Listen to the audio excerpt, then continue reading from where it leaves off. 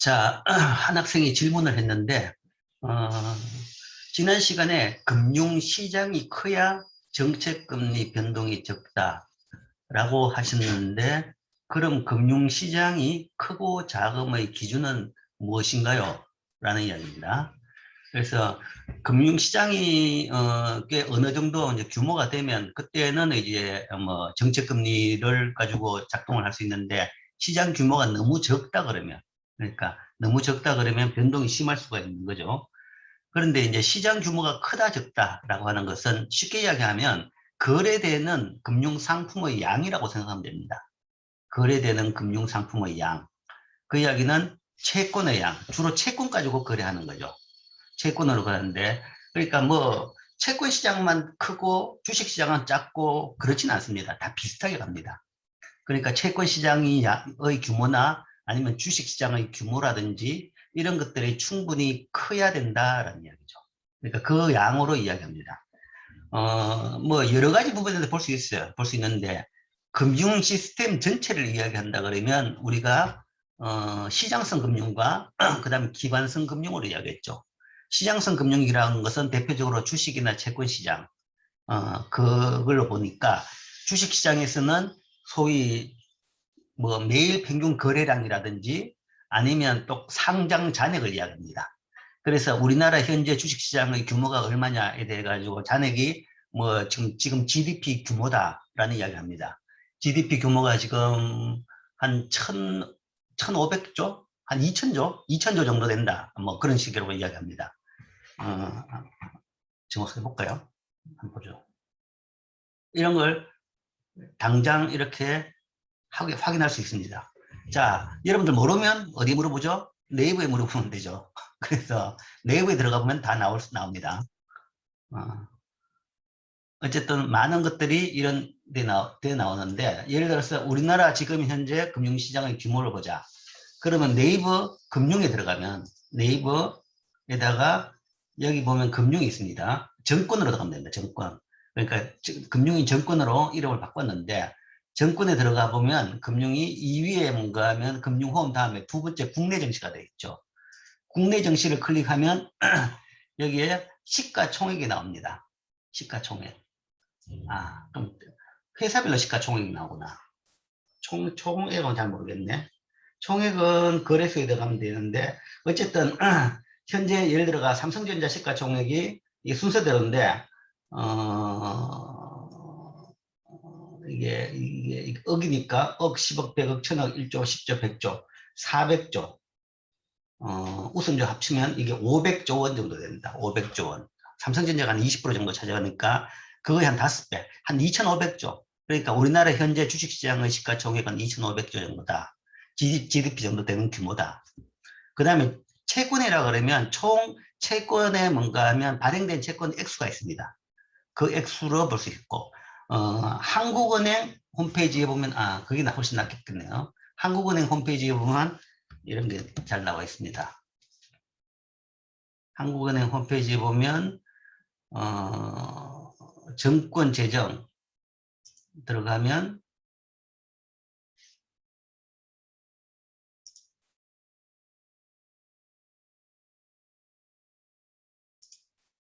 채권은 거래만 있구나. 잔액이 있구나.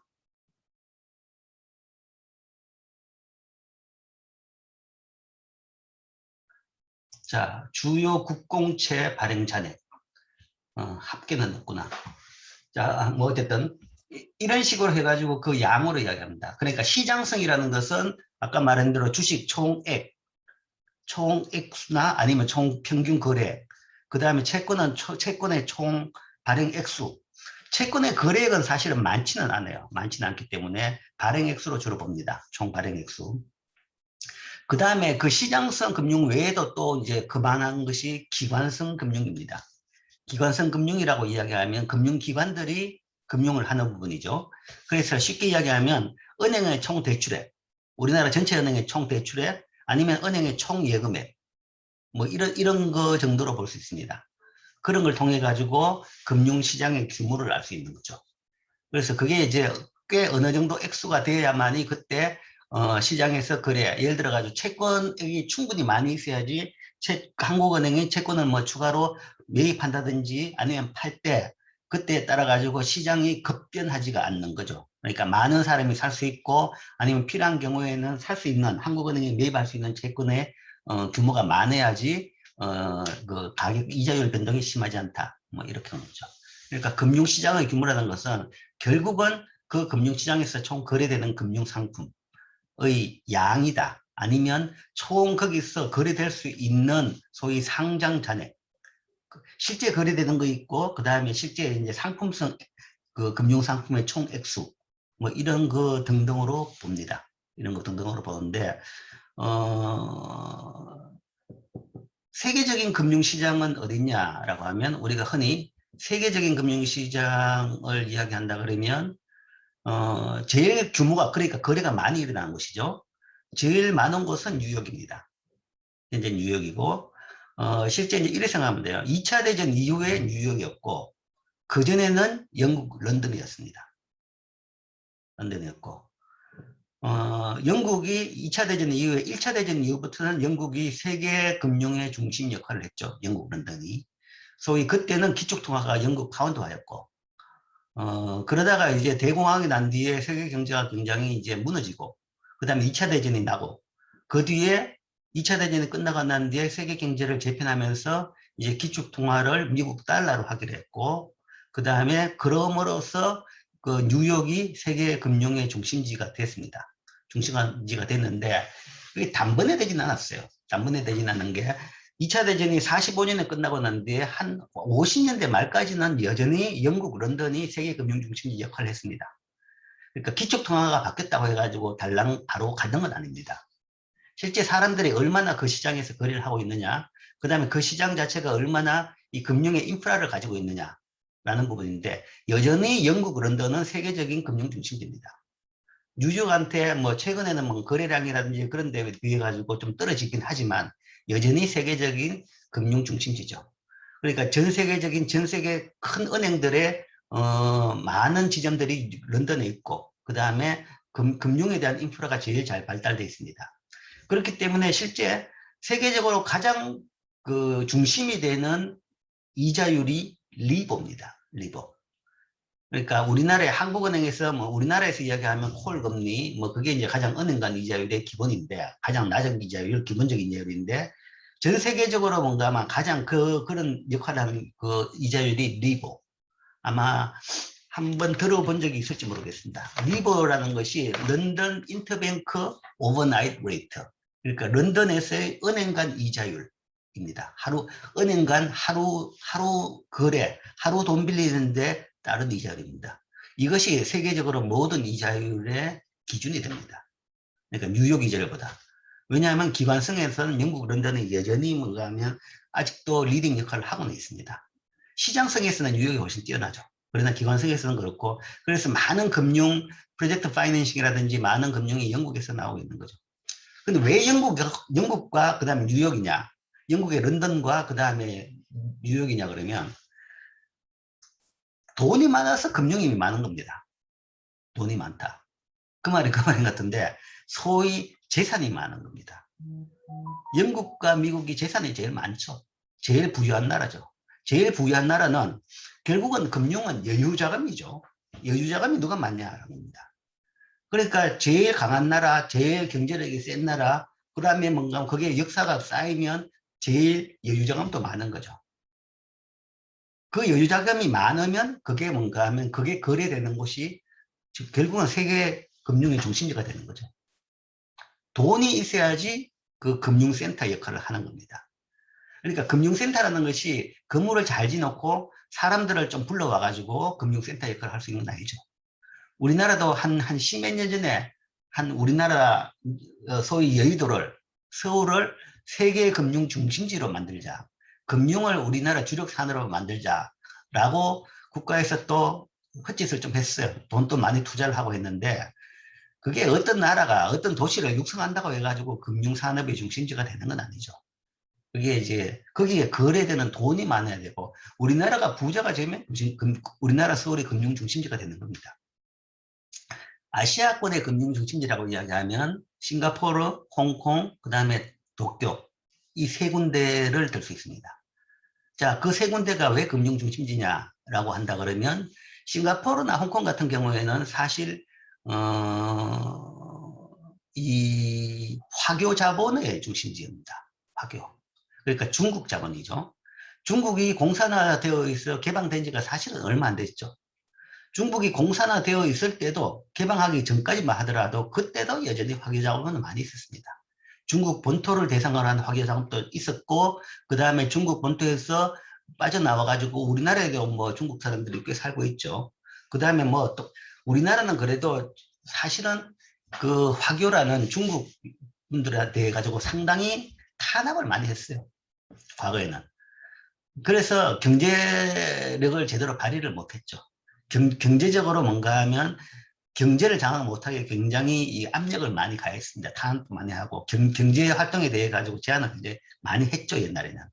그렇기 때문에 그 화교들이 우리나라 경제를 장악을 못했지만 동남아시아 대부분은 일본하고 우리나라를 제외한 대부분은 거의 그 화교들이 경제권을 다 가지고 있습니다.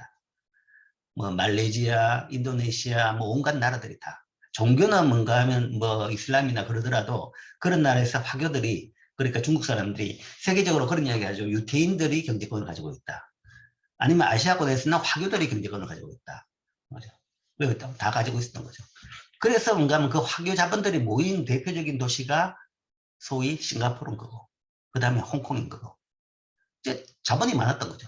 화교라는 그 사람들이 한 나라가 없었기 때문에, 한 나라 중심지가 없었기 때문에, 그 다음에 중국 본토는 공산화되어 있었기 때문에 그 자본이 모인 것이 싱가포르고, 그때는 싱가포르는 상대적으로 소위 자유도시였죠. 자유도시였기 때문에 그렇게 된 것이고, 그리고 물론 그 나라가 그 전략을 잘 해서 금융센터가 됐고, 그 다음에 홍콩을 이야기한다면 홍콩은 더더군다나 소위 화교 자본 중심이죠. 그러니까 영국의 조차지였기 때문에 그게 이제 풀린 지가 얼마 안 됐죠. 영국의 조차지였기 때문에 영국 런던의 아시아 금융센터 역할을 홍콩이 했는 거고 그 다음에 거기다가 뭔가 하면 화교 자본 그 다음에 중국 본토하고 바로 가까운 그런 차원에서 중국이 금융 중심지가 됐고 더군다나 중국 본토가 이제 개방이 되면서 시장 경제로 가면서 그 홍콩에 대한 수요가 굉장히 늘어서 중국 금융시장이 제대로 안 돼 있는 상태에서 홍콩은 제대로 되어 있으니까 홍콩에서 뭔가 홍콩이 중국 본토의 금융 역할을 한 거죠. 그래서 현재도 많은 중국 기업들이 홍콩 증권 시장에 상장이 되어 있습니다. 중국 본토에서는 잘 못했기 때문에. 그리고 돈도 없었고 자본도 없었고 상장해가지고 인수해줄 자본도 없었고 인프라도 안 돼 있기 때문에 홍콩에 많이 상장을 했었던 거죠. 그러나 한 10년, 20년 전, 한 10년 전부터는 이제 중국 상하이가 굉장히 컸죠. 그러니까 중국 자체가 개방이 되고 이제 시장 경제가 되면서 이제는 중국 본토 내에서는 상하이가 거의 금융 중심지 역할을 합니다. 이제는 아마 상하이 금융시장이 홍콩보다 더 클걸요. 그러니까 이제 중국이란 그 큰 나라가 엄청난 자금을 가지고 있는데 그 자금이 있는데 그 자금이 이제 거래되는 것이 이제 중국 본토의 상하이도 이제 금융의 기본 인프라를 갖추고 있고 그 다음에 세계적인 투자은행들이 다 이제 모여들면서 이제는 아마 아시아 전체에서 상하이가 거의 탑하는 금융 중심지 역할을 하게 될 겁니다. 그러니까 이제 이 뭐 싱가포르 왜 싱가포르냐 왜 홍콩이냐 왜 상하이냐 왜 동경이냐 동경은 뻔하죠. 동경이라는 것은 뭐 그래 된 것이 일본의 부자였기 때문에 금융 중심지 역할을 했습니다. 일본이라고 하면 10년 전만 해도 G2였습니다. 그러니까 GDP로 세계적으로 두 번째 많은 나라가 일본이었죠. 그게 중국하고 뒤바뀐 지가 한 10년 정도밖에 안 됩니다. 그 전까지는 압도적으로 일본이 큰 나라였습니다. 일본 GDP가 유럽 전체 GDP하고 비슷했다는 거죠. 80년대, 90년대, 2000년대, 2010년까지는. 그럼으로써 일본이 돈이 많았고 그 다음에 무역수지 흑자가 많아가지고 외화자산도 많았고 그렇기 때문에 돈이 많으니까 그 돈 거래를 하는 동경이 또 금융 중심지가 됐던 겁니다. 근데 일본은 이제 그 뒤에 상대적으로 위상이 떨어지면서 그 동경의 세계적인 금융 중심지의 역할이 점점점 약화되고는 있는 거죠. 결국은 이제 금융이란 것은 얼마나 커지냐? 그 나라 경제력이 커지면 따라가지고 금융은 커집니다. 커지고. 그러면 이제 거기서 그 나라의 금융 규모도 커지고 금융 시스템도 잘 갖출 수 있고, 물론 그것도 따라서 잘 해줘야 되죠. 그러면 이제 금융센터도 될 수 있는 거죠. 자, 그러면 금융의 크기, 규모에 대한 답은 됐겠죠. 어쨌든 금융 상품이나 아니면 금융시장의 규모, 시장이라는 것은 금융시장에서 거래되는 상품의 양, 액수, 총액수, 아니면 이제 시장 아닌 기관성 금융은 그 기관에서 취급하는 총상품, 그러니까 총저축액이나 아니면 총대출액, 그런 걸로 봐가지고 그 나라 금융의 규모를 판단하게 됩니다. 자, 또 다른 질문. 자, 질문이 없으면 다음 장으로 넘어가죠. 조금 비슷한 이야기이기도 합니다만은, 자, 인플레이션에 대한 얘기입니다. 30장은 인플레이션. 우리 이번 학기 두 번째 장이 인플레이션이죠. 그러니까 소위 생계비의 측정이란 제목이었습니다. 생계비. 그러니까 사는 비용을 어떻게 측정하느냐. 그걸 CPI, 소비자 물가지수 또는 GDP 디플레이터 같은 걸로서 측정한다. 그러니까 전체적인 가격지수, 물가지수를 봤습니다. 물가지수. 물가 수준에 대한 판단을 어떻게 하느냐. 물가지수를 통해서 한다. 그리고 물가지수의 변화율을 인플레이션이라고 이야기한다라는 거죠. 그래서 그 인플레이션에 대해서 이번 장에서는 다루겠습니다. 특히 지금 아마 이 이슈에 대해 가지고는 관심이 굉장히 많습니다. 굉장히 많죠. 세계적으로 지금 인플레이션에 대해 가지고 걱정이 굉장히 크고 그래서 뭐 거기에 따라서 금융시장이 요동을 치고 있습니다. 뭐 대략적인 지금 스토리는 세계적인 인플레이션 때문에 곧 금융시장에서 거품이 붕괴될 것이다. 그러니까 주가가 폭락하고 아마 부동산 가격도 떨어지지 않을까. 뭐 어쨌든 부동산은 조금 뒤로 하더라도 주가라는 것은 곧 떨어질 것이다. 뭐 이런 식으로 현재 주가는 거품이다. 그래서 곧 꺼질 것이다. 라고 주장하는 사람들이 굉장히 많습니다. 자, 그 원인을 인플레이션 때문으로 들고 있습니다. 그리고 그 인플레이션이 그러니까 지수의 증가율이죠. 지수의 증가율이 최근에 굉장히 높더라라는 것이, 그러면 언제가 정상이고 언제가 높냐라고 보면 선진국 같은 경우에는 대부분 한 1, 2%입니다.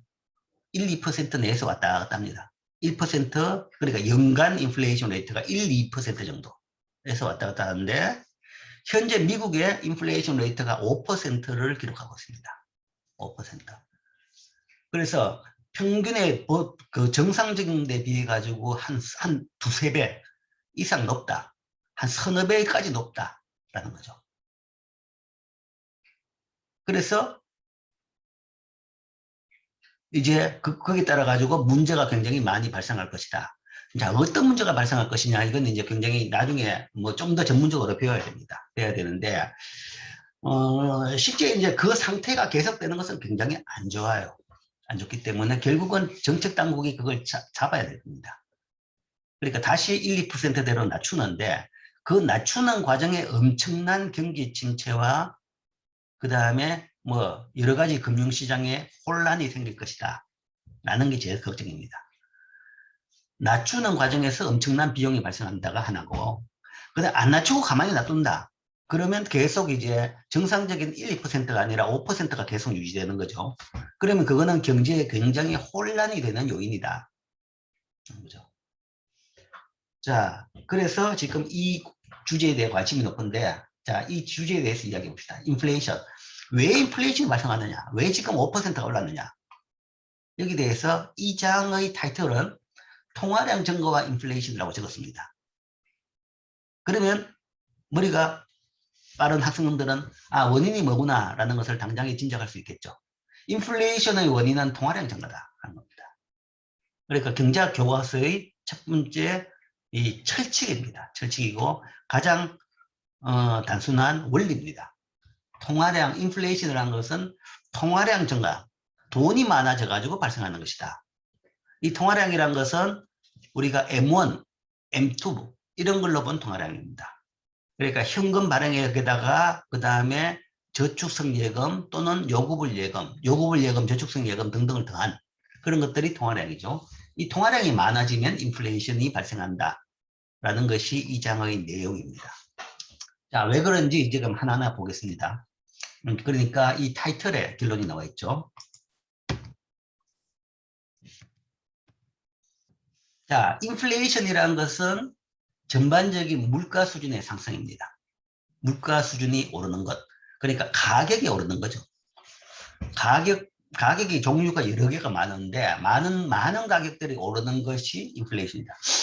모든 가격은 변동은 합니다. 어떤 건 오르고 어떤 건 내리고 다 변동을 합니다. 변동을 하기 때문에 뭐 추세적으로 전반적인 현상이 아니고 뭔가 하면 가격이 몇 개가 왔다 갔다 하는 것은 뭐 전체 지수에 영향을 거의 안 미칩니다. 그런 정도는 뭐 별로 큰 이슈는 아니죠. 그게 아니라 많은 가격들이 동시에 같은 방향으로 움직일 때 거기다가 다 오르는 방향으로 움직일 때가 인플레이션이죠. 그래서 전반적인 물가 수준의 상승이 발생하는 경우고 그 다음에 이 딱 반대되는 개념이 디플레이션입니다. 그러니까 플레이트라는 것이 뭔가 하면 바람을 넣답니다. 바람을 넣다. 타이어에 바람을 넣다.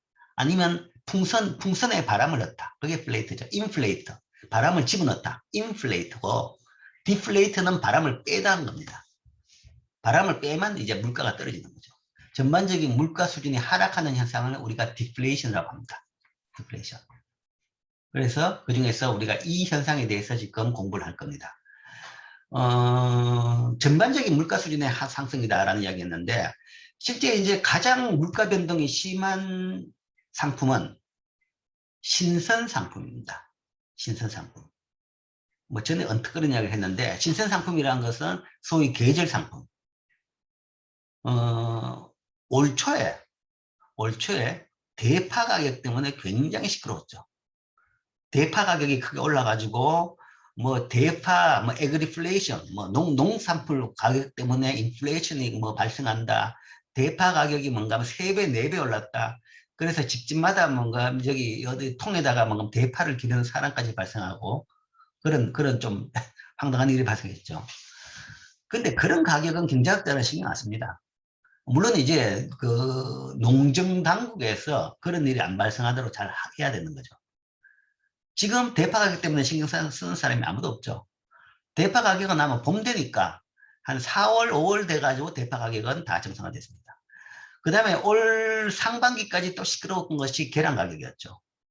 계란 가격이 또 올라가지고 한 판에 뭔가 하면 한 3,000원, 4,000원 하던 것이 뭐 만 원 이상 돼가지고 또 시끄럽습니다.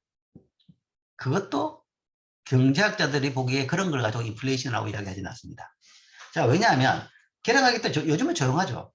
대파 가격은 계절적인 요인인 거죠. 그러니까 지난 겨울에 한동안 뭔가 기후가 안 좋아가지고 가을부터 겨울 대파 흉작이 돼가지고 대파 가격이 오른 건데 그거는 시간만 지나면 다 해결됩니다.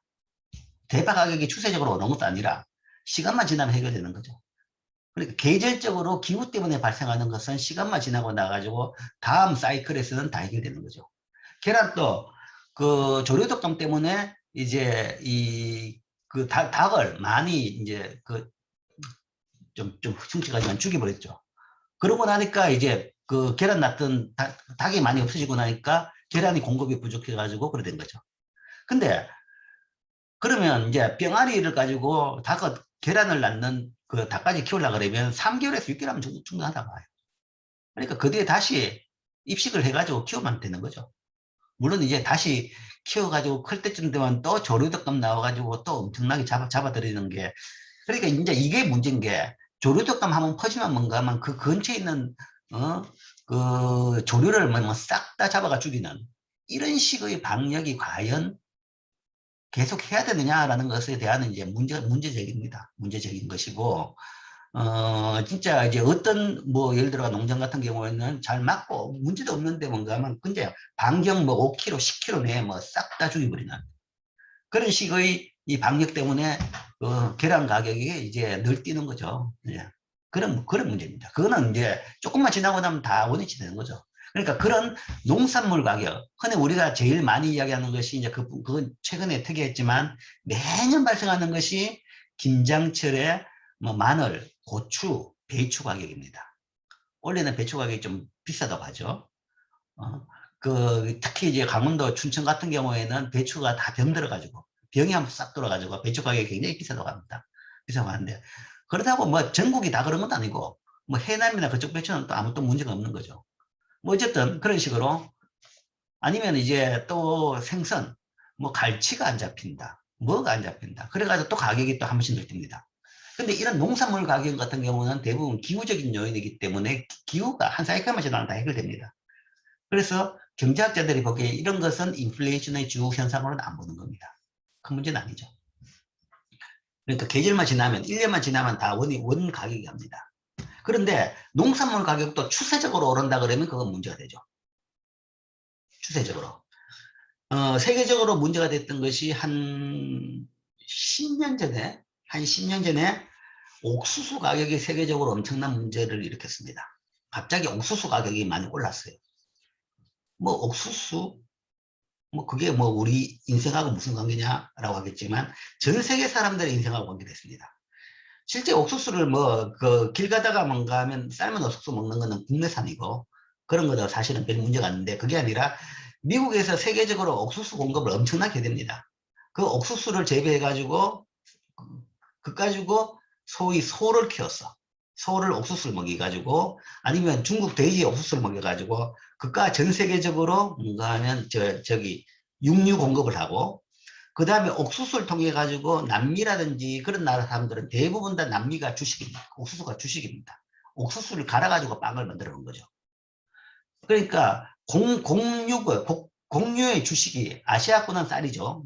쌀이고 그 다음에 유럽권은 이제 이 밀입니다. 밀을 갈아 먹고 그 다음에 남미권은 옥수수를 갈아 먹어요. 갈아가지고 빵을 구워 먹습니다. 근데 옥수수 가격이 왜 그렇게 또 그런 급등을 했느냐고 하면 소위 화석연료 고갈을 막고 소위 지구온난화를 막기 위해서 우리 지금 다들 신경 쓰고 있죠. 지구온난화를 막기 위해서 석유를 덜 쓰자라는 차원에서 석유 대신에 소위 에그리 오일을 만들자. 그러니까 농업에서 기름을 짜죠. 옥수수를 짜만 그 기름 나오죠. 옥수수 기름 팔죠. 그러니까 그 옥수수 기름을 자동차 연료로 쓰기 시작한 겁니다. 미국에서 이제 법으로 만들었죠. 법으로 만들어가지고 모든 주유소에서 기름에는 옥수수 기름을 그러니까 농업용 기름을 10% 이상 집어넣는다. 그래서 기름을 짜려고 그러면 뭐 우리나라에서는 가스도 짜고 그런데 이제 제일 가성비 좋은 것이 옥수수더라. 그래가지고 옥수수가 사료용이 아니라 이제는 사료나 아니면 식량용이 아니라 이런 기름 짜는 용도로 대거 수요가 발생하면서 세계 옥수수 가격이 배 이상 올랐습니다. 좋은 것 같죠? 좋은 것 같은데 아주 친환경적인 좋은 정책 방향 같은데 자 그게 뭔가 하면 너무 빠르게 이루어지니까 굉장한 문제가 많이 생겼습니다. 세계 옥수수 가격이 오르니까 뭐 소 키우는데 돼지 키우는데도 문제가 되지만 남미에서는 뭔가 사람들이 옥수수 가격이 올라가지고 식량이 올라가지고 못 살겠다라고 하는 겁니다. 친환경도 좋죠. 좋은데 지구온난화도 좋은데 당장 그 사람들은 그런 어려운 이야기는 잘 모르고 우리 먹고 사는 게 뭔가 하면 목구멍이 포도청인 사람들인데 먹고 사는 식량 가격이 올라가 못 살겠다라는 겁니다. 야단났죠. 그래서 요즘에는 그 추세를 조금 뭔가 하면 그렇게 급하게는 안 하는 겁니다. 뭐 최근에 예를 들어서 또 지구온난화 온실가스 때문에 화석연료를 줄이자. 좋죠. 그럼 뭘 하냐? 방법이 뭐냐? 제일 웃기는 것이 화석연료를 줄이자 그래 놓고는 우리가 깨끗한 천연가스로 발전을 하자. 뭐 요즘 사실 석유로 발전하는 발전소는 별로 없습니다. 천연가스는 화석연료가 아닌가요? 똑같아요. 천연가스도 화석연료입니다. 똑같습니다. CO2 발생되는 것도 거의 똑같아요. 조금 적죠. 그러니까 기름 빼는 것보다 조금 적습니다. 기름이 한 90% 정도. 어차피 화석연료고 똑같아요. 그런데 뭐 LNG 발전소를 하면 뭐 더 친환경이냐? 물론 이제 좀 눈으로 보기에 뭔가 하면 시꺼먼 기름이 아니고 그냥 시꺼먼 기름이 아니라 그냥 이 가스기 때문에 눈에 안 보이는 그런 정도다라는 거죠. 똑같습니다. 지구온난화에 대한 영향은 똑같고. 그러니까 그런 것들이 뭔가 하면 뭐 환경보호 하면서 사실은 이상한 짓을 하고 있는 겁니다. 제대로 내용도 모르면서 진짜 바보짓을 하고 있는 것이고, 그래서 현재 지금 세계적으로 문제가 천연가스 가격이 엄청나게 올랐습니다. 천연가스 가격이 평소에 비해 가지고 한 두세 배가 올랐어요. 물론 우리나라는 천연가스를 그렇게 많이 난방으로 쓰지는 않고 있습니다. 뭐 우리나라도 쓰긴 쓰고 있죠. 쓰긴 쓰고 있는데, 뭐 도시 아파트 같은 경우 쓰고 있는데, 뭐 우리나라보다는 지금 유럽이나 미국이 천연가스 가격 상승 때문에 지금 다들 전전긍긍 야단입니다. 올겨울은 유난히 춥고 비싼 겨울이 될 것이다 라는 거죠. 그러니까 뭐 친환경적인 변화 뭐 이런 거 하려고 그러면 어떻게 그걸 해야 될지 잘 생각하고 움직여야 되는데, 무조건 이건 안 돼 그러면 아무거나, 아니면 이거 이랬다 보면 뭔가 하면 갑자기 옥수수가 가격이 올라가지고 뭔가 하면 사람들한테, 저 진짜 옥수수가 먹고 사는 사람들한테 진짜 사는 게 힘들게 만들기도 하고, 아니면 예를 들어 가지고 연료 가격이 올라가지고 사람들이 살기가 어렵게 만들고, 뭐 그러고 나니까 중국에서는 뭐 석탄을 안 받겠다, 안 쓰겠다. 그러니까 우리도 하겠다 그러면서 이제 석탄을 줄이겠다. 줄이려고 하고 줄이고 보니까 발전을 못 하는 거죠. 그래서 전기가 없어가지고 공장을 다 중단시키는 이런 황당한 사태가 발생한 겁니다. 그 다음에 아마 또 올 겨울에 중국에서는 또 전기나 아마 난방 문제 때문에 굉장히 시끄러울 겁니다. 그러니까 이 뭐 지구온난화에 대해를 막는 것도 좋고, 그 다음에 친환경적인 어떤 사용도 좋은데, 그걸 잘 모든 걸 다 생각해 가지고 대안을 따져 가지고 시작을 해야 되는 거지, 대안없이 무턱대고 이건 안 돼 라고 하는 것은 굉장히 혼란만 야기하는 그런 문제입니다. 그 이야기는 내가 이제 농업 인플레이션에 대해서 얘기했는데, 뭐 예를 들어 가지고 옥수수를 지금부터 연료로 사용한다 그러면 이거는 계절적인 옥수수 가격 상승이 아니라 구조적인 옥수수 가격 상승이 되는 거죠. 그런 것은 인플레이션입니다. 그런 것은 인플레이션이죠. 그런 것은 인플레이션인데, 그냥 원래 작황이 나빠가지고 가격이 올랐다. 이거는 이제 인플레이션으로 경제학에서 걱정할 정도의 인플레이션 아닌 거죠. 그 다음에 세 번째 또 하나 용어가 있는데, 초인플레이션. 초인플레이션은 비정상적으로 높은 인플레이션입니다. 자, 정상과 비정상의 경계가 어디냐라고 하면 뭐 좀 경계가 어디냐 말하기는 좀 애매하지만 눈으로 보면 확실하게 드러납니다.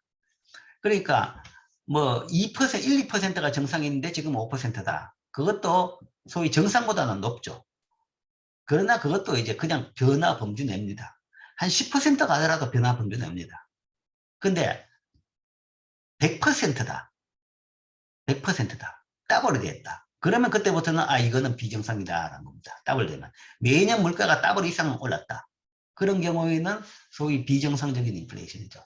근데 초인플레이션은 그 정도도 아닙니다. 이 정도 수준입니다. 짐바브웨의 2008년 4월 인플레이션이 24,000%입니다. 4월 인플레이션이라는 것은 연간이 아니라 지난달에 비해서 24,000%라는 것은 240배 올랐다는 거죠. 지난달에 100원 하던 물건이 이번 달에는 24,000원 됐다는 이야기입니다. 그래야지 240배 올랐죠. 100원이 240% 오르면 24,000원이 됐죠. 지난달에 100원 하는 물건이 이번 달에 24,000원이 됩니다. 상상이 안 되죠. 어떤 이런 일이 생길 수 있느냐 하는 건데, 어쨌든 그런 일이 생긴 게 소위 초인플레이션이라고 합니다. 뭐 이상한 일인데 최근에도 이런 게 발생하고 있어요. 여전히 짐바브웨는 그렇습니다. 지금 세계적으로 이 초인플레이션이 발생한 나라는 짐바브웨와 그 다음 베네수엘라, 이 두 나라입니다. 짐바브웨와 베네수엘라. 책 뒤에 이제 얘가 나오지만 과거에 이제 그런 얘기가 있었죠. 독일. 1차 대전 이후에 독일에서 그런 일이 발생했습니다. 그 다음에 1차 대전 이후에 독일과 그 근처의 소위 패전국, 폴란드하고 뭐 몇몇 나라들이 이런 초인플레이션이 발생했죠. 그래서 아주 옛날에 이상한 일이었다라고 우리가 이야기하는데 지금도 발생합니다. 지금도 종종 이상한 나라에서 이런 일이 발생하고 있어요. 이런 거는 이제 초인플레이션. 그러니까 100%가 아니라 뭔가 만 단위, 천 단위, 만 단위까지 올라가는 거죠. 그러니까 물건 가격 자체가 뭔가 하면 100배씩 올라가는 겁니다. 그런 거를 우리가 초인플레이션이라고 합니다. 실제 이제 우리가 이론이 맞냐 틀리냐를 볼 때 제일 이제 쉬운 게 이긴 거죠. 조금 변하면 이게 설명인지 저게 설명인지 참 판단하기 헷갈립니다. 헷갈리는데 많이 변하면 뭔가 하면 뭐 때문에 많이 변하는지 쉽게 찾을 수 있는 거죠.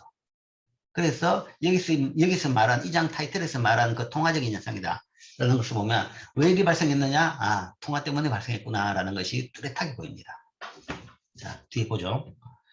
자, 인플레이션에 대한 이야기 설명을 이 장에서는 두 파트로 나눠서 이야기합니다. 두 파트. 첫 번째 파트는 고전악파 이론. 그 다음에 두 번째 파트에는 이제 후반부에는 소위 메뉴 코스트 이론이라고 해가지고 뉴 케인지안 뭐 굳이 이야기하면 그렇죠. 소위 이제 최근의 이론입니다. 최근의 이론. 특히 이제 그 후반부 이론은 이 책 저자 맨큐가 거시경제학자입니다. 가장 주창한 사람이고 맨큐와 그 근처 그 학자들의 일군들에서 주장하는 최근의 인플레이션 이론인데 그 두 가지 이론으로 나눠서 하겠습니다. 메인은 이 이론입니다. 고전학파. 경제학에서 고전학파라는 이야기를 하는데 이 고전학파라는 것은 쉽게 이야기하면 뭐 시장론자다라고 생각하면 됩니다. 소위 케인즈 그 경제학에서의 최대 고전은 누구냐? 고전은 뭐냐? 아담 스미스 국부론이죠. 그러니까 경제학의 할아버지 말씀을 가장 따르는 그런 학파가 고전학파다라고 생각하면 됩니다. 그리고 그 말씀을 따르는 것은 그 책의 내용에 따르는 것은 시장에다 맡기자라는 거죠. 모든 것을 시장을 통해 가지고 해석하는 것이 가장 고전학파적인 생각입니다.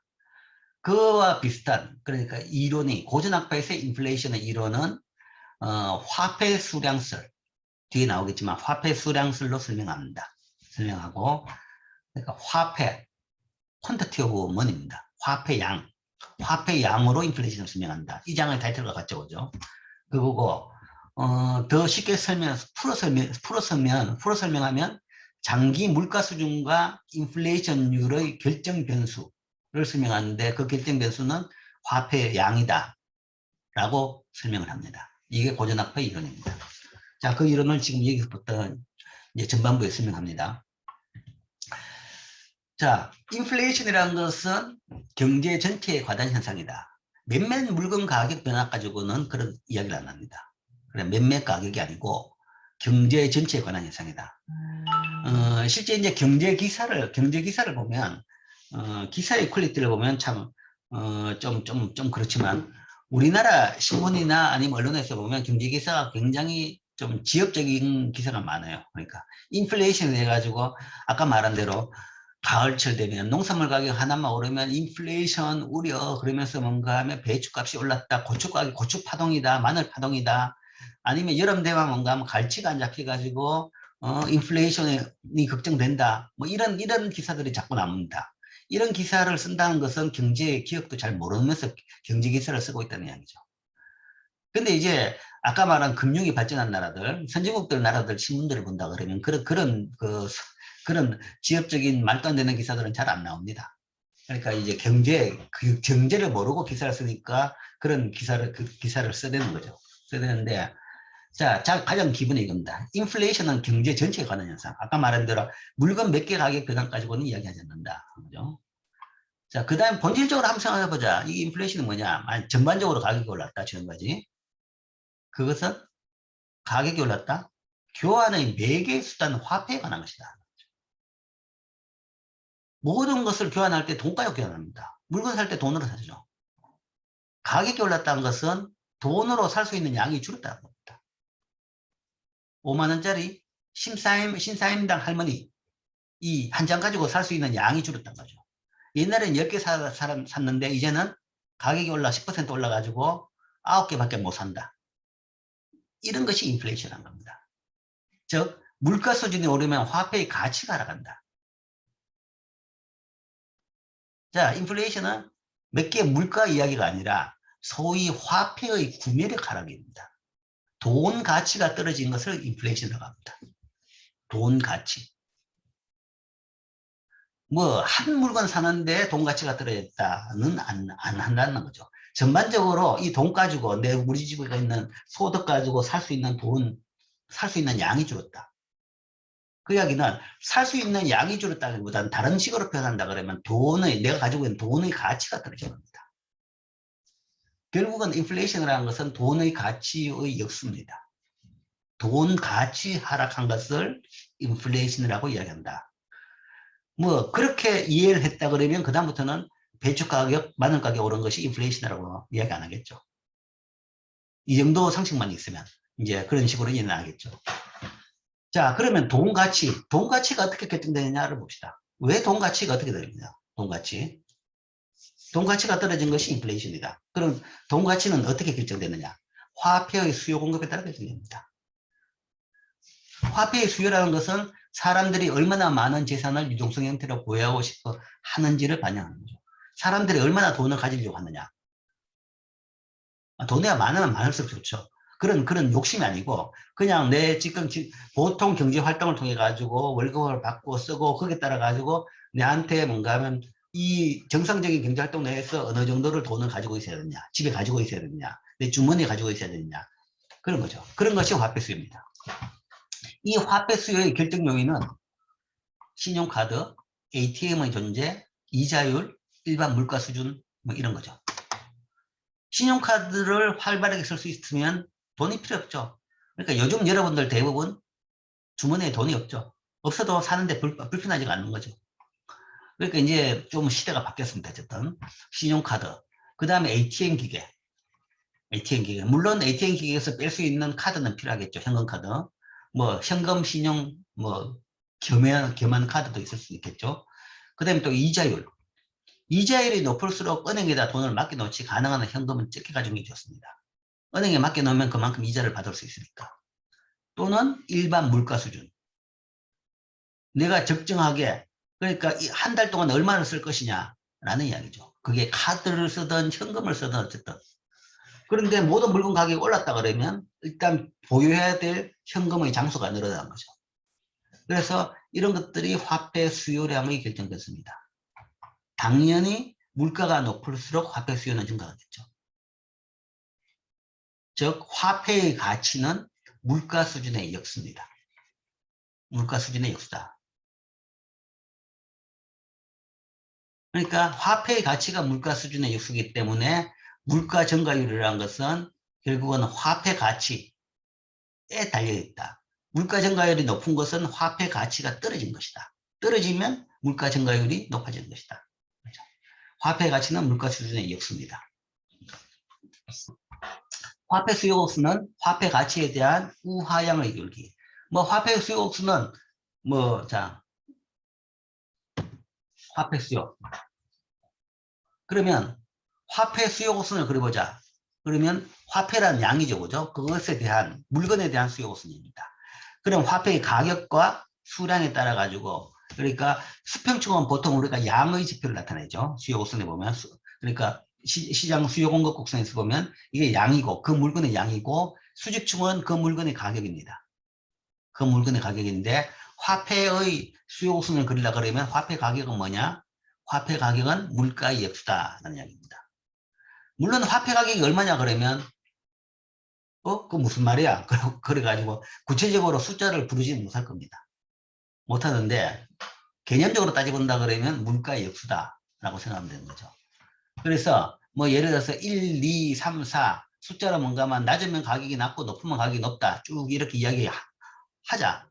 뭐 예를 들자라고 합시다. 했다 그러면 수요가 없으니까 당장이 우하향하게 되겠죠. 그러면서 왼쪽에서는 그 화폐 가격이 1부터 시작해가 위로 쭉 올라갈 겁니다. 근데 이것은 또 다르게 생각한다 그러면 물가의 역수인 거죠. 물가의 역수. 이것은 소위 뭐 4분의 1, 이게 4분의 2죠, 그죠? 4분의 3, 4분의 4. 이게 화폐의 가치는 물가의 역수가 되는 겁니다. 물가의 역수. 반대로 가격이 올라가는 것은 가격이 이렇게 화폐 가격이 오른다는 것은 물가가 올랐다는 거죠. 그러니까 여기서 화폐 가치가 올랐다는 것은 물가가 떨어지는 것이고 화폐 가치가 떨어졌다 그러면 밑으로 가면 화폐 가치가 떨어지죠. 그러면 물가가 오른 겁니다. 화폐 가치가 떨어졌다는 것은 이 5만 원짜리 신사임당 할머니 한 장 가지고 살 수 있는 양이 줄은 겁니다. 양이 줄었으니까 살 수 있는 양이 줄었으니까 한 개당 가격이 오른 거죠.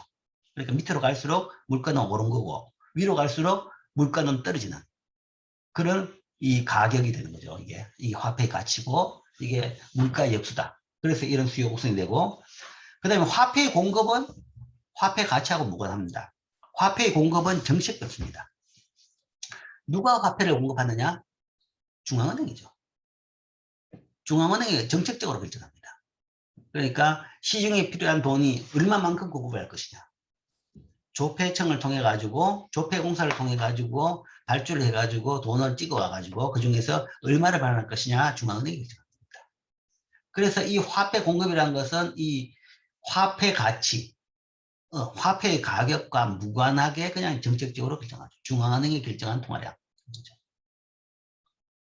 그런 경우에 그렇다 그러면 이제 화폐 가치는 균형 가치는 어떻게 결정되느냐? 수요 공급이 교차하는 점이 균형이죠. 그래서 이 균형, 두 선이 교차하는 이 점에서 가격이 결정됩니다. 그럼 이때의 균형 화폐 가치는 뭐 여기서 2분의 1이다 그러면 딱 2분의 1이 된다. 즉 화폐 가치는 이렇게 결정된다. 그러니까 시장의 수요 공급 곡선을 그대로 화폐 시장에다 그냥 적용을 하면 됩니다. 그 논리대로 그냥 적용하면 이렇게 해줄 수 있죠. 자, 이렇게 해가지고 이렇다 그러면 여기에서 화폐의 가격은 이렇게 결정된다. 화폐의 가치가 결정됐다는 이야기는 그 나라의 P 수준이 결정됐다. P 수준, 물가 수준이 결정된 겁니다. 자, 그러면 인플레이션은 P가 변하는 현상이죠. 그럼 P가 변한다. P가 변한다 그러면 여기서 뭐가 변할 것이냐? 라는 건데, 자, 봅시다. 화폐 수요는 보자. 신용카드 사용 패턴, 현금 인출기의 존재, 이자율, 이런 거는 사실은 크게 변하지 않는 거죠. 변화는 합니다. 변화는 하는데 단기간에 빨리 변하는 것이 아니라 소위 제도적인 요인, 관습적인 요인이기 때문에 천천히 변합니다. 들락달락 하는 건 아니죠. 물론 이제 이런 것들이 전반적으로 화폐 수요를 줄이는 요인입니다.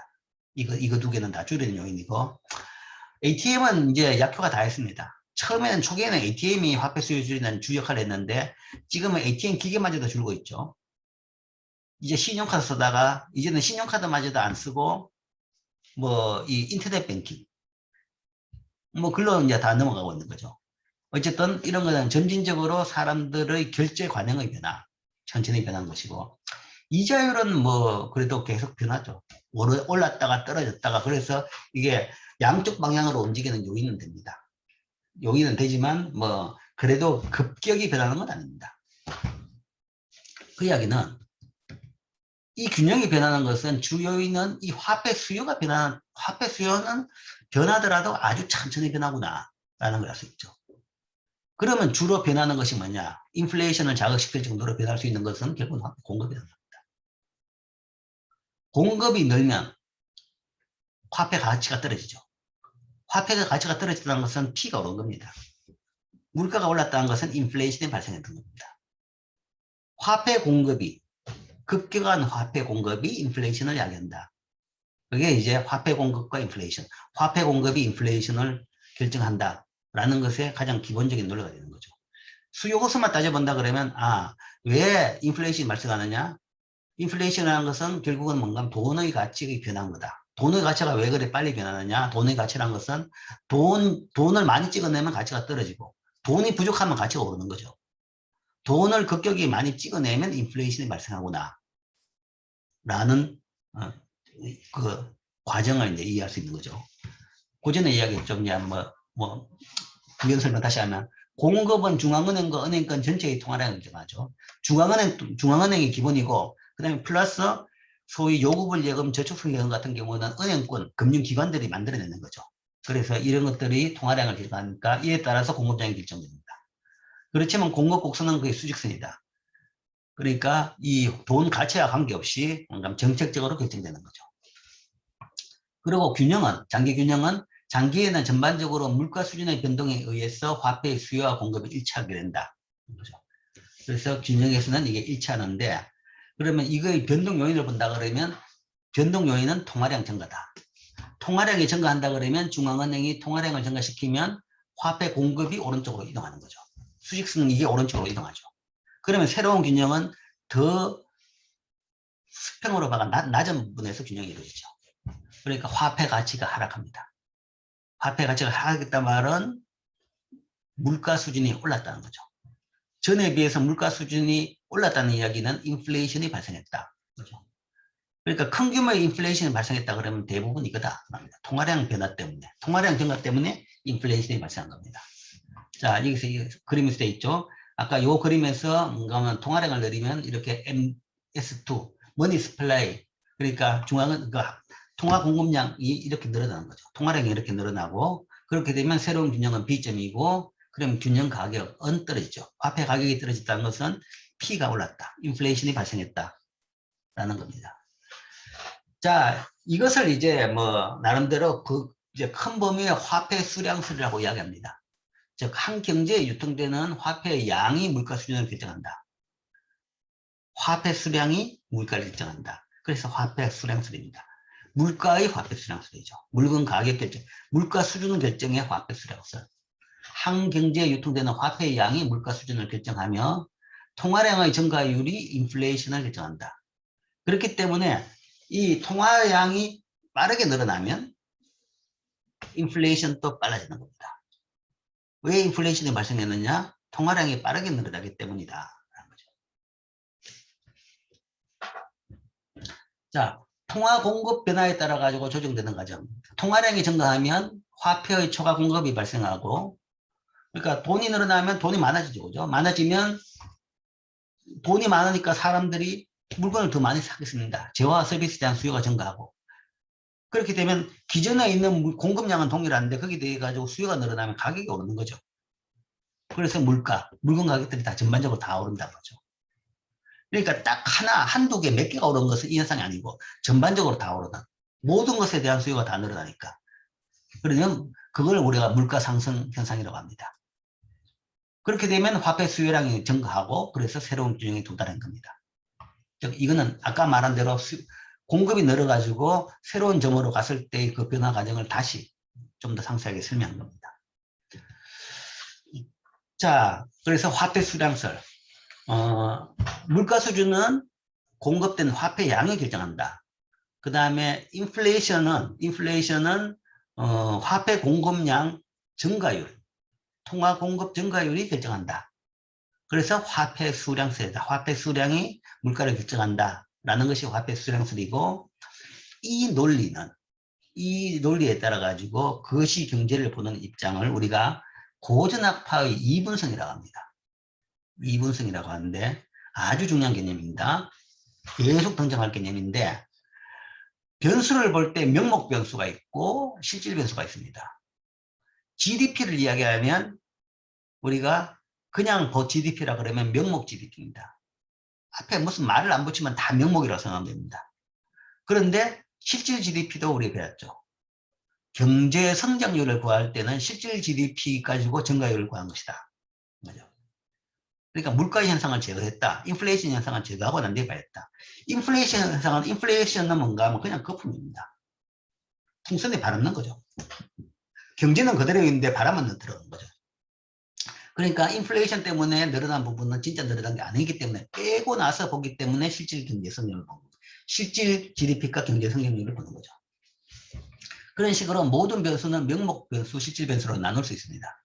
그러니까 모든 명목 변수는 기준 가격을 설정해 가지고 실질 변수로 바꿀 수 있습니다. 바꿀 수 있는데, 자, 명목 변수는 화폐 단위로 측정된 변수고 실질 변수는 실물 단위로 측정된 변수죠. 그러니까 실물 변수는 양이다라고 생각하면 됩니다. 그냥 양의 변수, 물건 개수의 변수.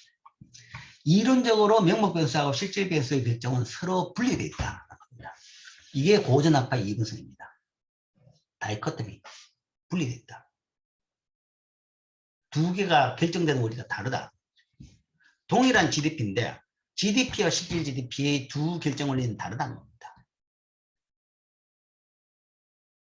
본질적인 결정 원리는 실질 변수에 있는 것이고 실질 변수의 본질적인, 그러니까 거시 경제에서 보는 모든 변수는 다 실질 변수입니다. 여러분들이 그래프를 그릴 때 Y라고 그러면 Y도 우리가 명목 Y를 이야기한 것이 아니라 실질 Y입니다. 다 실질화에 대한 실질 Y의 결정 원리. 그래서 경제 성장률의 결정 원리, 그 뭐 부존 자원, 그러니까 기술 지식, 뭐 인적 자원, 아니면 천연 자원, 자본량, 뭐 이런 것 따라 가지고 경제 성장률 또는 Y가 결정된다. 라고 했을 때 Y라는 건 GDP인데 그때 Y라는 GDP는 실질 GDP를 이야기한 거죠. 실질 변수의 결정 원리입니다. 만약에 이게 Y가 실질 변수가 아니라 명목 변수다 그러면 거기다 하나 더 들어간 것이 실질 Y에다가 플러스 명목으로 바뀌면서 들어가는 것이 P죠. 그죠? P. 통화량이 결정하는 겁니다. 그러니까 명목 변수는 다 통화량이 결정하는 거죠. 통화량이 많으면 명목 변수는 다 올라갑니다. 실질적인 변수는 무관하게 올라가는 거죠. 그렇기 때문에 모든 변수는 이렇게 두 개로 나눌 수 있고 명목과 실질 변수의 결정 원리는 서로 다르다. 그래서 실질 변수의 결정 원리는 각 변수별로 그 결정 원리가 다 지금 우리가 이제 거시는 배우는 겁니다. 다 다르고 다른데 명목 변수의 결정 원리는 여기다가 P를 곱한 명목 변수, P를 곱하는 부분은 P는 그냥 통화량이 결정해버리죠. 딱 하나입니다. 통화량이 결정해버린다. 명목 변수의 결정 원리는 통화량이 결정된다. 실질 변수는 각각 있고 거기다가 P를 곱할 때 P가 통화량의 P를 결정하기 때문에 이거는 이렇게 통화량이 결정한다. 그러니까 두 변수의 결정은 서로 분리되어 있다. 다르다는 거죠. 서로 상해. 그러니까 이것은 일반적으로 명목 변수를 볼 때는 대부분 화폐적 현상이라는 이야기를 많이 합니다. 화폐적 현상이라는 것은 통화량, 화폐양, 통화량에 따라 가지고 P의 변화에 따라서 움직이는 부분들을 이야기하는 거죠. 물론 명목 변수에는 명목 부분과 실질 부분이 같이 있죠. 실질 부분은 다르긴 할지 몰라도 그건 실질 부분은 각각의 원리를 따로 봐야 됩니다. 따로 보고 명목으로 바뀌었을 때는 이제 이런 식으로 명목 부분은 통화량, 화폐량에 따라서 바뀐다, 결정된다라는 것이 고전학파의 이분성입니다. 그래서 지금 그러니까 이제 명목 변수는 안 보는 거죠. 볼 필요도 없죠. 한 큐에 다 해결됐습니다. 해결됐고 그래서 이 경제학에서 설명하는 모든 변수는 실질 변수만 보는 겁니다. 실질 변수는 어떻게 결정되는지를 보고 있죠. 또한 화폐의 중립성은 통화량의 변화는 실질 변수에 영향을 주지 못하고 명목 변수에만 영향을 준다. 그 관련된 부분이 또 이겁니다. 모든 변수는 이렇게 두 개로 나누어 가지고 볼 수 있고 그 다음에 결정 원리를 다르게 볼 수 있는데 그 중에서 통화량이 실질 변수에는 영향을 못 준다라고 합니다. 화폐는 중립적이다. 돈을 많이 찍어가지고 아무리 정책을 해봐야 실질 GDP에 영향을 못 준다는 겁니다. 이게 화폐의 중립성입니다. 그런데 왜 나라마다 경제정책을 한다고 야당 독석이냐? 단기에는 현실에서 완벽하게 성립하지는 않습니다. 이게 장기적인 현상이죠. 우리가 고전파 이론 할 때 고전파 이론은 다 장기 현상이라고 보면 됩니다. 장기적인 현상. 단기적으로는 조금 이제 뭐 거기에 따라 변화가 여러 요인에 따라 가지고 뭔가 변화는 생깁니다. 그런데 고전파 이론은 다 장기적인 현상이다. 장기적인 두 변수 간의 관계 이야기죠. 그래서 단기에는 뭐 완벽하게 이 주장이 맞지는 않지만 장기에 대해서는 당연히 이 주장이 맞는 걸로 드러납니다. 모든 우리 실정 분석을 통해서도 이게 맞는 걸로 확인이 됩니다. 즉 통화량 변화는 실질 변수에 영향을 주지 못하고 명목 변수에만 영향을 준다 라는 거죠. 통화량 변화는. 자, 그래서 우리가 봤죠. 실질 변수와 명목 변수의 결정 원리는 다르다. 고전적 이분성이고, 그러면 명목 변수는 뭐가 결정하느냐? 통화량이 결정한다. 실질 변수는 각각 변수들이 뭔가 하면 그 변수들의 결정 요인이 따로 있다. 소비는 가처분 소득에 따라서 결정된다. 투자는 이자율에 따라 결정된다. 순수출은 환율에 따라 결정된다. 뭐 이런 식으로 각각의 변수들의 결정 원리가 있는 거죠. 자, 이게 이제 고전파 이론에 대한 이제 뭐 한 절반 정도 이야기했습니다. 그 뒤에 절반, 뒤에 이제 고전파 이론에 대한 뒤에 절반입니다. 그 다음에 이제 화폐 수량설, 아까 말한 화폐 수량설이 이제 전반적인 화폐 물가는 화폐 수량이 결정된다라는 것이고 그 과정을 좀 더 이제 엄밀하게 설명하는 과정입니다. 그걸 설명하기 위해서 제일 첫 번째 알아야 될 새로운 개념이 화폐 유통 속도입니다. V, 이거는 velocity of money, 화폐의 속도죠. 유통 속도인데 이 velocity의 V의 이니셜을 써가지고 보통 V로 나타냅니다. velocity. 화폐의 유통속도 V는 화폐가 한 사람에게서 다른 사람에게로 이동하는 빈도를 이야기합니다. 자, 실제 이제 어떻게 보면 되냐 그러면 아까 말한 대로 신사임당 할머니 한 장 있다. 그 한 장에다가 뭔가 엑스표를 딱 끊어놓고 뭔가 하면 쭉 1년 동안 관찰하는 거죠. 이게 몇 번 손 바뀜을 했느냐. 쭉 해보면 평균적으로 1년에 한 10번 정도 아니면 5번 정도 20번 정도. 그러니까 사람들이 돈을 창고에 아니면 금고 속에만 잠가놓고 있는 사람들은 잘 없죠. 많은 사람들은 쓰기 위해서 돈을 가지고 있는 겁니다. 그러니까 한 번씩 쓸 때마다 그 돈이 한 번씩 손바뀜 하는 거죠. 그러니까 화폐 양이라는 것이 찍어낸 게 다가 아니고 그게 유통되면 유통된 만큼이 뭔가 다 화폐 양입니다. 5만 원 한 장이 5만 원이 아니라 뭔가 10번 유통됐다 그러면 그 한 장 가지고 50만 원 거래를 담당했는 거죠. 그래서 진정 화폐가 거래를 담당한 양을 측정하기 위해서 또 추가로 필요한 것이 유통속도입니다. 얼마나 많이 손바뀜을 했느냐 이동하는 거죠. 그럼 이 벨로시티는 어떻게 측정할 수 있느냐? 통화량분의 실제 총 거래량입니다.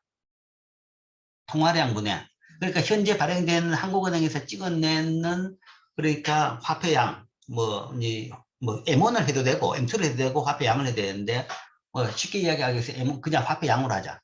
현금 발행액으로 하자. 현금 발행액이 뭐 예를 들어서 지금 얼마인가? 뭐 한 20조 원이다. 라고 합시다. 그럼 20조 원인데 그 20조 원 가지고 총 거래를 얼마나 했느냐? 총 거래를 200조만큼 했다. 2000조만큼 했다. 우리나라 GDP가 2000조입니다. 2000조만큼 했다 그러면 20조가 2000조를 거랬다 그러면 한 장 가지고 100번 거래했는 겁니다. 화폐 한 장 가지고 100번 거래했죠. 물론 그 한 장 가지고 100번이나 손바꿈을 자주 하느냐라고 했을 때는 물론 이제 여타 요인이 있는 거죠. 여타 요인이 있는데 실제 이제 이 지폐 아니고 뭔가 하면 신용카드라든지 아니면 인터넷 뱅킹이라든지 그런 식으로 거래가 많이 이루어졌기 때문에 실제 이 현금 가지고는 그만큼 사용은 안 했지만 모든 다른 인터넷 거래라든지 ATM이라든지 아니면 신용카드 거래는 결국은 처음 발행되어 있던 총 통화량, 현금 발행액에 연동되어 있는 겁니다. 그래서 현금 발행액당에 뭔가 하면 전체 거래 비중을 보자. 그러면 이렇게 측정이 된다. 라는 것이 이해되죠. 그러니까 화폐 발행액에다가 총 거래. 실질적으로 이 부분이 뭔가 분자 부분의 총 거래액이 돼야 되는데 실제 이제 거래액에 대한 데이터는 뭐 우리나라는 실제 있어요. 발표하는데 세계적으로 참 집계하기가 너무 숫자가 많아가 잘 집계가 안 됩니다. 그리고 통상적으로 짧은 그 주기 내에 그 데이터가 존재하지 않는 나라가 많습니다. 그래서 그걸 잘 안 쓰고 단지 로직은 뭔가 하면 거래량이 GDP가 높으면 거래량이 많다. 그러니까 거래액이라는 것은 결국은 그 나라 경제 수준에 비례하겠지. 그러니까 그 경제 수준이라는 것은 GDP. 생산량이 많으면 거래량이 많을 것이다. 그래서 GDP가 거래액하고 비례할 것이다. 라고 생각해서 이 분자 부분에 그냥 GDP를 대체해버립니다. Y를 쓰는 거죠. 명목 Y입니다. 이때는 명목 Y입니다. 이 Y는 실질 Y고 여기다가 P를 곱하면 이게 명목 GDP죠. Y는 실질 GDP고 P를 곱하면 명목 GDP. 그러니까 명목 GDP 2000조라고 했죠. 2000조를 현재 발행됐던 화폐액으로 나누면 뭐 20조분의 2000조. 그러면 유통속도는 100이다. 뭐 화폐 발행액이 아니라 M1으로 나눴자. M1은 뭐 200조다. M1을 했다 그러면 M1은 200조다 그러면 M1분의 이거 2000조는 10이 나오죠. 그래서 M1에 대한 유통속도는 10이다. M2에 대한 유통속도는 M2는 1000조다. 그러면 1000조 부분의 2000조는 2죠. M2로 유통속도 구하면 2가 나온다. 그런 식으로 통화 지표마다 이렇게 유통속도를 다 구할 수 있습니다. 이게 이제 결국은 그 통화 양으로 얼마나 거래가 됐느냐를 측정하는 것이 화폐 유통속도입니다. 자, 실제 이제 그 식에서 이 식을 다시 정리하면 이 식을 다시 정리하면 여기 분모가 있으니까 좀 보기가 좀 껄끄럽죠. 그래서 양배에다 m을 곱해버립니다. 양배에다 m을 곱하면 m 곱하기 v는 p 곱하기 y가 되죠. 그게 바로 이 방정식입니다. M 곱하기 V는 P 곱하기 Y. 이게 화폐 수량 방정식 또는 캠브리지안 이퀘이션이라고 합니다. 캠브리지안 트랜잭션 이퀘이션이라고 하는데 이게 소위 화폐 수량수를 나타내는 방정식입니다. 자, P, 물가 수준과 실질 GDP, 화폐량의 관계입니다. 자, 이거는 뭔가 하면 항등식입니다. 항상 일치합니다. 그러니까 V의 이 노테이션, V의 정의에서 출발한 거죠. 그렇기 때문에 이 등호는 틀릴 수가 없는 거죠. 항상 일치합니다. 그래서 이 변수 관계는 이 식은 항상 일치하는데, 자, 이 식이라는 것은 통화량, 화폐 유통속도, 재화와 서비스의 산출물의 달러 가치 사이의 관계를 나타내는 항등식입니다. 여기서 보면, 자, 이 변수를 봤을 때 과연 그러면 어떤 것이 많이 변하냐, 어떤 것이 많이 안 변하냐라는 걸 볼 때 첫 번째 V를 보자라는 거죠. 유통속도. 이 유통속도는 굉장히 변화가 없는 변수입니다. 아까 말한 대로 이건 금융관행, 통화관행입니다. 사람들이 신용카드를 얼마나 쓰고 갑자기 신용카드 쓰는 게 확 늘고 확 줄고 그러진 않죠. 갑자기 ATM 쓰는 게 확 늘고 줄고 그러지 않습니다.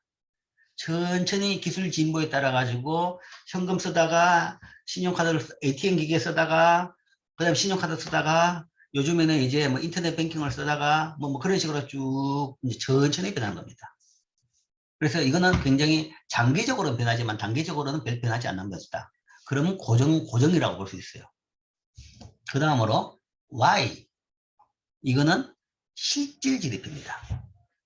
고전적 이분성을 따져보라는 거죠. 우리는 거의 단기적인 관계를 지금 보는 겁니다. 단기적인 관계에서 Y가 단기적으로 변하지 않는다. 그러니까 M 변화하더라도 Y는 변하지 않는 거죠. M하고 Y는 무관합니다. 그러니까 이게 장기적인 관계에서는 M하고 Y는 무관합니다. 단기적으로는 통화정책에 따라서 조금 영향이 있을지 몰라도 장기적인 이 관계에서는 M 변화하더라도 Y는 변하지 않는 겁니다. 그래서 이 식에서 본다 그러면 V하고 Y는 거의 고정한 변수다라고 볼 수 있습니다.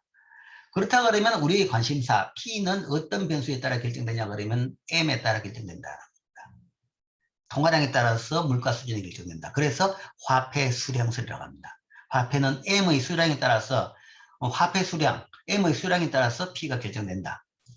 즉 통화량이 결정되면 물가가 상승하거나 산출량이 증가하거나 화폐 유통 속도가 하락해야 되는데 산출량, 화폐 유통 속도는 둘 다 변할 변수가 아니다. 그죠? 변화는 아니기 때문에 주로 통화량 변화에 따라 가지고 P가 변한다. 그래서 P는 화폐적인 현상이다. 화폐 양에 따라 결정된다. 라는 것이 이제 가장 고전학파적인 인플레이션에 대한 설명 이론입니다. 그럼 그 주장이 맞냐에 대해서 실제적인 데이터를 통해 가지고 우리 확인해 봅시다.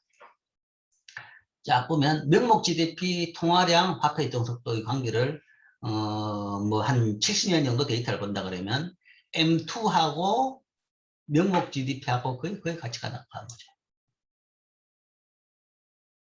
이거 두 개가 뭐 조금은 변하지만 거의 비슷하게 가죠. 비슷하게 간다는 이야기는 유통속도는 변화가 없다는 겁니다. V는 변화가 없다. 유통속도는 그래서 밑에 보면 바닥에 깔려가지고 큰 변동이 없죠. 조금은 변동합니다. 여기서 요 사이가 조금 역전되고 이러겠지만 그러니까 V는 큰 변동이 없다. V는 큰 변동이 없고 결국은 명목 GDP는 M2가 결정한다라는 이야기죠. 명목 GDP는 M2가 결정하고 그러면 사실은 뭔가 하면 그 M 자체가 실질 GDP에 영향을 줄 수 있을 것이냐에 대해 가지고 못 준다 그랬죠. 고전적 이분성. 그러니까 화폐 중립성. 그렇다 그러면 결국은 M은 P에만 영향을 줬다. 그러니까 M에 따라서 P가 결정됐구나라는 것을 이 데이터를 통해서, 이 그림을 통해서도 다시 확인을 할 수 있는 겁니다. 뭐 우리나라에 대해서도 마찬가지입니다. 우리나라에 대해서도 우리나라는 뭐 조금 뭐 다른 나라 비해 가지고는 이게 좀 변화가 많습니다. 화폐 이동 속도가 여기 미국 같이 뭔가 하면 그렇게 평평하지는 않고 이제 떨어진 게 좀 드러나죠. 드러나는데 자, 이 현상은 이제 우리나라는 다른 현상이라는 것이 그러니까 항상 그거죠. 압축 고도 성장. 그러니까 아주 짧은 시간 내에 선진국들이 몇백 년 동안 겪었던 것을 다 겪은 겁니다. 그래서 금융도 마찬가지입니다. 그 오랜 짧은 시간에 그 옛날 단계를 한꺼번에 다 겪으니까 이게 뭔가 하면 이렇게 눈에 보이는 같이 떨어지는 게 보이는 겁니다. 어쨌든 유통 속도가 떨어지는 것은 뭐 이때는 석유 파동 때문에 잠시 이제 좀 이상한 때였지만 전반적으로 막 떨어지는 거죠. 이건 아까도 이야기했죠. 뭐 기술 발전에 따라서 ATM, 신용카드, 그 다음에 인터넷 뱅킹 등등으로 따라서 유통 속도가 다 떨어집니다. 그냥 그 추세적인 변화죠. 이렇게 왔다 갔다 변하는 건 아닙니다. 그래서 이 경우에도 통화량에 따라서 명목 GDP가 결정됐다라는 것을 이 그림에서도 그렇게 해석할 수 있는 거죠. 자, 화폐 수량설을 이야기했는데 뭐 지금 했는 것을 다시 이제 정리해 가지고 이론적으로 5단계로 이제 설명을 합니다. 설명하는데 시간이 좀 더 필요할 것 같아서 이거는 다음 시간에 계속하죠.